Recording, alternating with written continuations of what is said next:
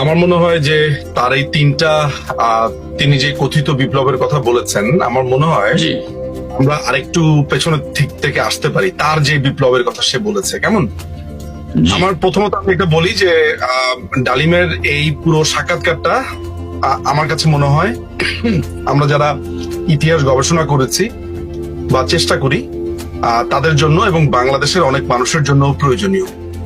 এখন আমাদের মতো দেশের একটা মুশকিলের জায়গাটা যেটা হচ্ছে, মানে এটা আমার জন্য একটু কষ্টের, আমাদের অনেকের জন্যই কষ্টের, সেটা হলো যে আমরা এই ধরনের এই ধরনের আলোচনাগুলোকে আসলে স্বাগত জানাতে পারি স্বতঃস্ফূর্ত ভাবে তখন যখন আমরা বুঝি আমাদের শ্রোতারা ঠিক ওই লেভেলের ইন্টেলেকচুয়ালের মানের যে তারা প্রশ্নের পিঠে প্রশ্ন করতে পারে। অর্থাৎ কোনো একটা গল্প, কোনো একটা গল্পগাথা, কোনো একটা বক্তব্য যেন পাল্টা প্রশ্ন করতে পারে, আচ্ছা ভাই আপনি যে কথাটা বললেন এই জায়গাটাতে আমার কিছুটা খটকা আছে, একটু বলবেন কি, মানে ফার্দার কোশ্চেন। আমাদের ক্ষেত্রে সেটা হয় না। আমাদের ক্ষেত্রে হয় যে এটা উনি বলছে তাহলে মনে হয় সত্যি। যেমন আজকে আমি যে বক্তব্যগুলো দিব, আমি দর্শকদের কাছে একটা অনুরোধ করব যে আমি যে কথাগুলো বলবো আমাকে পারলে একটু চ্যালেঞ্জ করবেন বা বলবেন ভাই একটু দেখান তো ভাই, আমাকে একটু যদি আপনি যেখান থেকে বলছেন দেখান, বা আপনার এই কথার সত্যতা কতটুকু, এগুলো বললে হয় কি আমি পাল্টা কথা বলার ওই স্পৃহাটুকু পাই আসলে। জি জি যদি তার এই 2 ঘন্টার বক্তব্যের মূল জায়গাগুলোকে ফোকাস করি, আমার কাছে গুরুত্বপূর্ণ জায়গা যেটা মনে হয়েছে, নাম্বার 1, ডালিম বলছে সে একটি সেনা পরিষদ গঠন করেছে, বঙ্গবন্ধু হত্যাটাকে একটা ক্রস ফায়ার বলছে, জি জি তার স্ত্রীকে তুলে নিয়ে গেছে এবং দীর্ঘদিনের জি বঙ্গবন্ধুর জ্যেষ্ঠ পুত্র মুক্তিযোদ্ধা শেখ কামালের উপরে যেই ব্লেমটা ছিল যে তিনি ডালিমের ওয়াইফকে তুলে নিয়ে গেছেন, এটা সেটা আমরা সবাই জানি, এটা আমরা সবাই জানি। প্রমাণিত হয়েছে। হুম। 4 নাম্বার যেই জায়গাতে এসছে সেটা হচ্ছে যে তার ওয়াইফের ইনসিডেন্টটার ঘটনার পরে তাকে চাকরিচ্যুত হতে হয়েছে। এই জায়গাটা মুক্তিযুদ্ধের শহীদের সংখ্যা এবং বুদ্ধিজীবীদেরকে কারা হত্যা করেছে। আমি তার আলোচনার মধ্যে মোটা দাগে 6টা বিষয়কে আমি লোকেট করেছি। এছাড়াও তিনি অনেক সুইপিং কমেন্ট করেছেন, এগুলো ছাড়াও তিনি তার নিজস্ব কিছু বক্তব্য দিয়েছেন, আমি ওগুলোতে যেতে চাচ্ছি না, এটা ব্যক্তি মতামত। ফ্যাকচুয়াল বেসিসে ঐতিহাসিক বিষয়গুলোকে আমি আসলে ফোকাস করেছি। জি জি প্রথমে আমি আপনার কাছে ইসমাইল ভাই একটু আলোচনার ভাবে প্রশ্নটা করি। ধরা যাক আপনি একজন সেনাবাহিনীতে কমিশন পেলেন, খুবই সুশৃঙ্খল বাহিনী, খুবই ডিসিপ্লিন বাহিনী। এই ডিসিপ্লিন বাহিনীতে কি আপনি একটা নিজস্ব সংগঠন করতে পারেন যেটা সেনা সদস্যদেরকে নিয়ে গঠিত হবে? চাকুরির তো অবস্থায় পারি না। আমি কিন্তু সেনা আইনটা আমার কাছে আছে, আমি তো দেখার প্রয়োজনও বোধ করছি না, একদম জুডিশিয়াল নোটিশ, অর্থাৎ একটা কমন সেন্স অ্যাপ্লাই করছি আমি।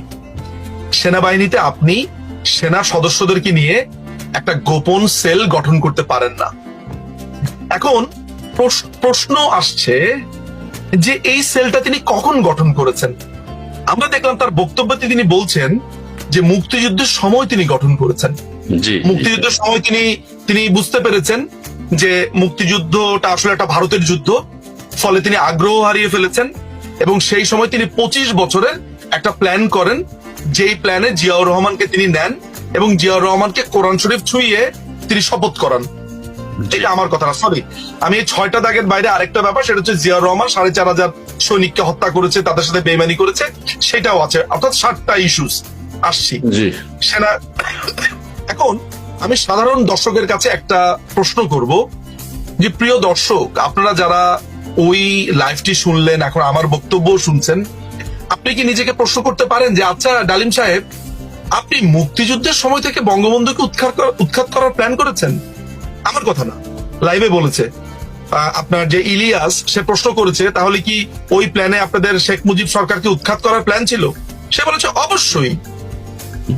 এখন যদি সেটাই হয়ে থাকে, ওর কথাই সত্যি হয়ে থাকে, তাহলে আমরা বঙ্গবন্ধুকে ব্লেম দিলাম কেন যে উনি বাকশাল করেছেন বলে খুন করেছি, উনি দেশ পরিচালনা করতে পারেননি বলে খুন করেছি, এই যে কথাগুলো, তাহলে আমি কেন বলছি? একই সাথে আমি যদি আপনাকে বলি ইসমাইল ভাই আমি আপনাকে খুন করেছি, আপনি দেখতে ভালো না, পরবর্তী সময় যদি আমি বলি যে ইসমাইল ভাই আপনাকে খুন করেছি, আপনি আমাকে গালি দিয়েছেন, তাহলে কোনটা সত্যি? আপনি দেখতে ভালো না নাকি গালি দিয়েছেন? মানে একসাথে তো দুটো হতে পারে না, কারণ দুটো না। ইভেন্ট তো আগে পরে, অনেক আগে পরে।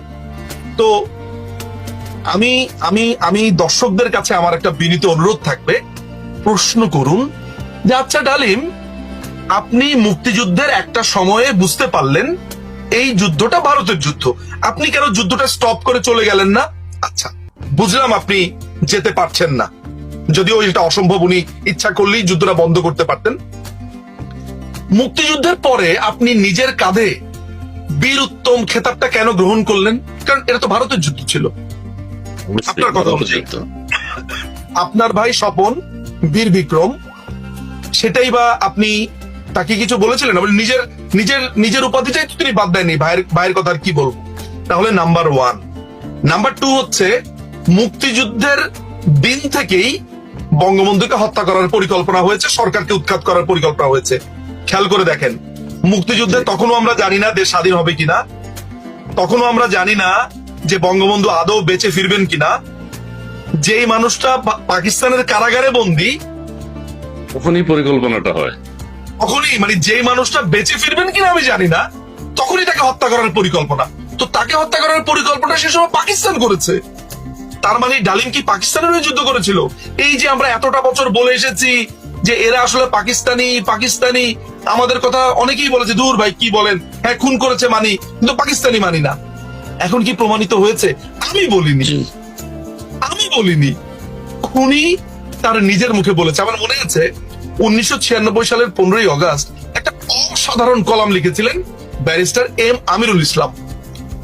এই ভদ্রলোকের একটা বইও আছে, এত চমৎকার, অনেক কিছু শেখার আছে বইটা থেকে।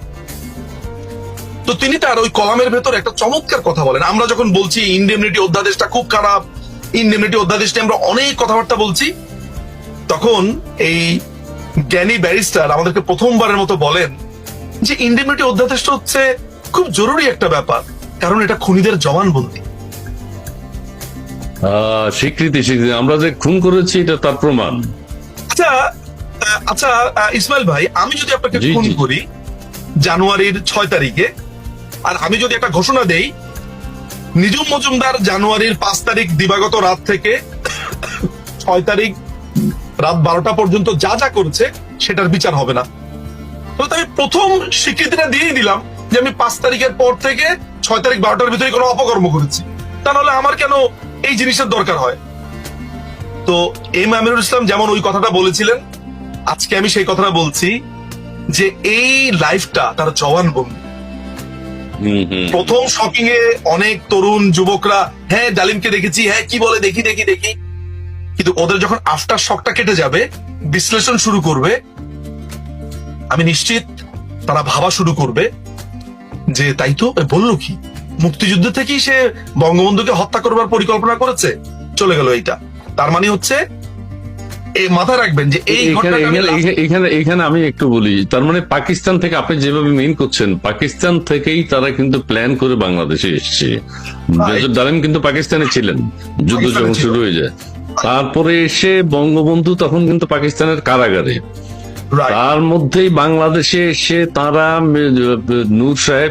নূর চৌধুরী সাহেব সহ তারা প্ল্যান করে ফেলছেন, জিয়াউর রহমানকেও সাথে নিয়েছেন, ওনারা কোরআন শপথ করেছেন, এবং যে বঙ্গবন্ধু শেখ মুজিব যদি বেঁচেও আসে তাহলে তাকে উৎখাত করবে, তাকে হত্যা করবে, এই প্ল্যান তাদের পরিষ্কার। 25 বছরের চুক্তি তারা করেছে।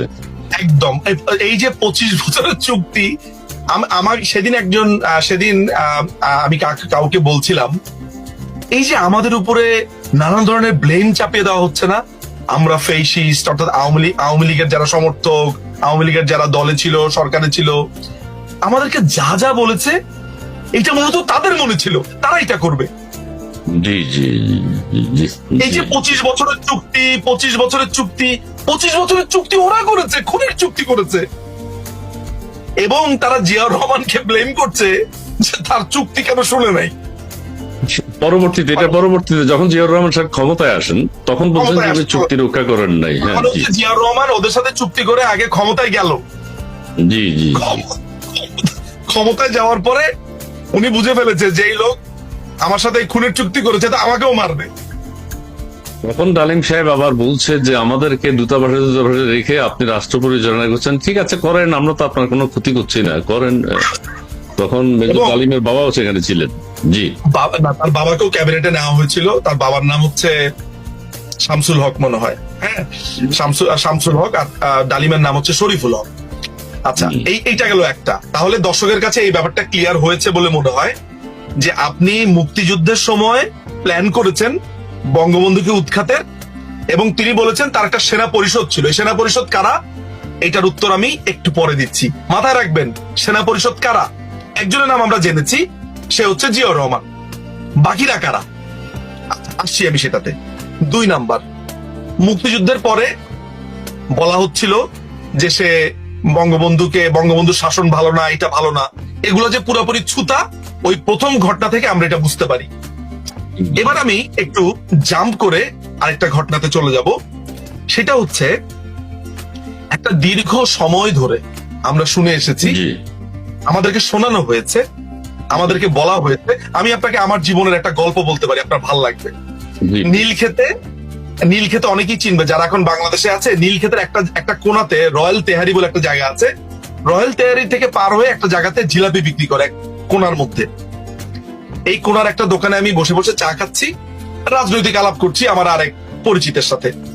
তো সেখানে রাজনৈতিক আলাপ শুনে এক ভদ্রলোক, তাকে দেখে ধরেন মানে বেশভূষাতে তাকে বলে হচ্ছে ধরেন একটু গরিব প্রকৃতির বা অর্থনৈতিক সমস্যার মধ্যে আছে এই ধরনের একজন মানুষ, একটু প্যান্ট ট্যান্ট ছেঁড়া, অত ভালো জামা কাপড় না, হয়তো বা আমার ভুল হতে পারে, ইনিশিয়ালি আমার তাই মনে হয়েছে।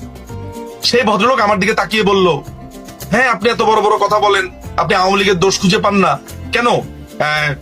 ডালিমের বউরে কি উঠা নিয়ে যায় নেই? আমি লোকটার দিকে তাকালাম। এতক্ষণ যে লোকটাকে আমি ভাবছিলাম জীর্ণ শীর্ণ, আমার হঠাৎ করে ধারণা পাল্টে গেল যে আরে এই পর্যন্ত জানে, অর্থাৎ এই খোঁজগুলো রাখে। আমি তাকে বললাম যে ভাই আপনি কিভাবে এটা জেনেছেন? বলে হক গলে জানে। আমি করলাম কি, তাকে বললাম যে আপনি 5 মিনিট বসেন।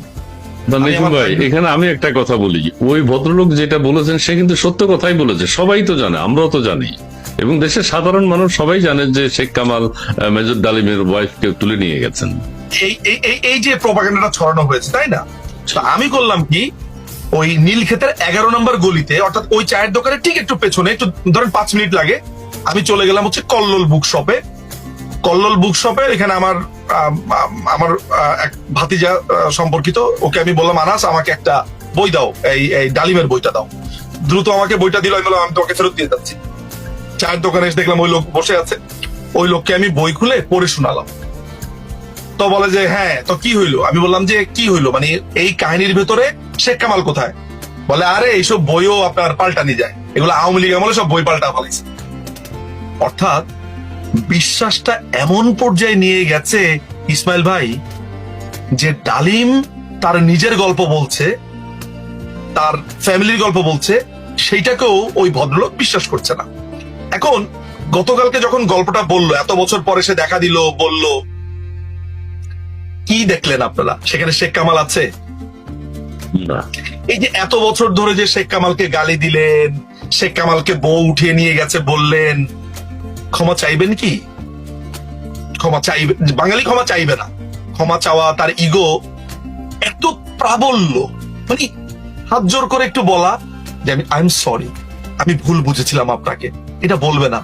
দেখবেন এইখানেও একটা কাহিনী বের করবে, হ্যাঁ গাজী গোলাম মোস্তফার বন্ধু হচ্ছে শেখ কামাল। এখানের কাহিনীটা হচ্ছে মেজর ডালিম হয়তো সেই কথাটা, শেখ কামালের কথা নাকি কালকে উদ্ধৃতি করতে তিনি ভুলে গেছেন, এবং তার এটা নিয়ে নাকি আরেকটা টক শো হতে পারে পরবর্তীতে আরেকটা করুন, কারণ শেখ কামালের কথাটা বলা হয়নি। সেটা যদি ভুলেও যায়, এই বইটা তো রয়ে গেছে চিহ্ন হিসেবে। আচ্ছা, তার এই যে এই বইটা, যা দেখেছি, যা করেছি, যা বুঝেছি, এই বইটা তো রয়ে গেছে তার স্মৃতি চিহ্ন হিসেবে। এর বাইরে যাবে কি করে? লিখে ফেলেছে, প্রকাশিত হয়েছে। সো আলটিমেটলি যেটা ব্যাপার হলো, তাহলে আমাদের সেকেন্ড যে জায়গাতে আমরা গেলাম, প্রথম জায়গাতে গেলাম যে সেনাবাহিনীতে থাকা অবস্থাতেই একটা বিপ্লবী দল বানিয়েছে, যেটা সেনাবাহিনীর আইনের সম্পূর্ণ বিরোধী,